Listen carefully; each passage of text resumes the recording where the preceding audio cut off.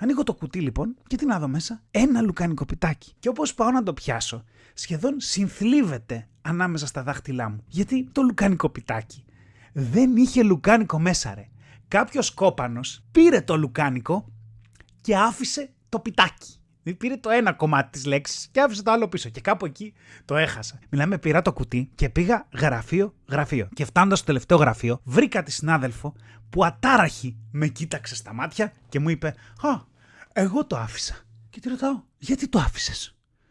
Και μου λέει: «Α, γιατί μπορεί να θέλει να το φάει κάποιος άλλος». Σοβαρά τώρα. Ποιος θα θέλει μόνο το πιτάκι? Ο έρωτας στη ζωή σου? Θα ταιριάξετε τις παραξενιές σας και θα συμπληρωθείτε σαν Γιν και Γιάν και θα πάτε να ζήσετε μια ξέγνια στη ζωή στα υψίπεδα του Θιβέτ? Ποιος άνθρωπος, έχοντας τα λογικά του αποκαταβολής της πλάσης όλης, είδε λουκάνικο πιτάκι και είπε: «Να, αυτό τώρα, αν δεν είχε λουκάνικο μέσα, θα γάμαγε».